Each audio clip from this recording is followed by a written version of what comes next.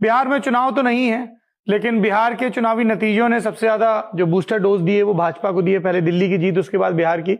मेरी दिलचस्पी ये जानने में है, अमित शाह तो भटक जाते हैं, कोलकाता में कोई उनसे 75 साल वाला सवाल पूछता है। वो बात और है कि उन्हीं के पार्टी का राष्ट्रीय अध्यक्ष रहते वो मार्गदर्शक मंडल बना था, जिसमें बाद में किन लोगों की एंट्री हुई, कितने लोगों की कितनी बार मीटिंग हुई, आज तक पता नहीं चला। बहरहाल वो तो यही कहते हैं उनकी पार्टी का मसला है, लेकिन लोकतंत्र है, किसी की भी पार्टी का मसला हो पत्रकारों को सवाल पूछना ही है।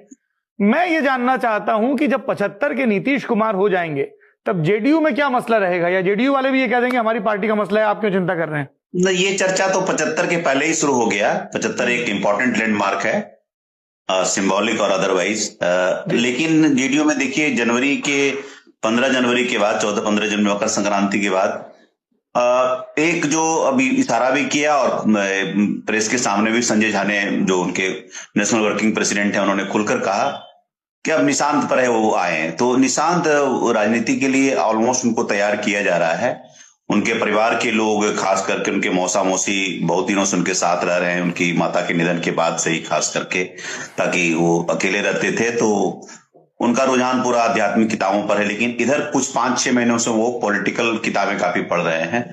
और उसमें संजोग से मेरी भी किताब रूल मसूल और जीपी टू बीजेपी शामिल है। वो भी किसी ने उनको रिकमेंड किया होगा। और उसके अलावा लोहिया के जो सोशलिस्ट लिटरेचर है वो सब पढ़ रहे हैं। तो एक तरह से तैयारी हो गई है। और नीतीश कुमार की भी कहीं न कहीं अब धीरे धीरे सहमति बन रही है। उनको ये कहा जा रहा है कि आप अगर इसको प्रोजेक्ट नहीं करेंगे तो एक पार्टी को जो 25 से 30 तक की जो लॉन्जिविटी है वो नहीं मिलेगी। और कार्यकर्ता की तरफ से अब धीरे धीरे सेकंड रन थर्ड रन कार्यकर्ता की तरफ से ये आवाज धीरे धीरे आ रही है। एक धड़ा जरूर है, एक ब्यूरोक्रेसी भी होगी जो चाहती होगी कि डिले हो, क्योंकि उनके हिसाब से सारी चीजें चल रही है। मुझे नहीं लगता है कितना नीतीश कुमार एक एक फाइल को पढ़ते हैं, कि हर एक बात को कितना समझ पाते हैं। एक पैटर्न, डिसीजन मेकिंग का एक पैटर्न बना हुआ है, वो फॉलो हो रहा है।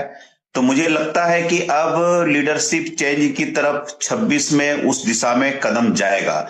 मैं ये नहीं कह रहा हूं कि नीतीश कुमार रिलिंक्विश करेंगे, लेकिन उनको, निशांत को कार्यकर्ताओं से उनको रूबरू कराया जाएगा।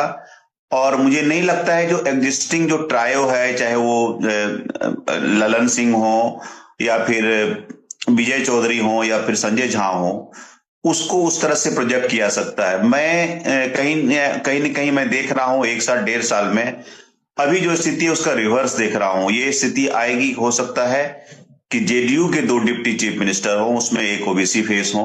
Who knows, the Nishant could be deputy chief minister someday in near future. और उसके साथ एक अपर कास्ट में हो सकता है, उसमें हो सकता है विजय चौधरी हो सकते हैं, शरण कुमार हो सकते हैं, कोई भी हो सकते हैं।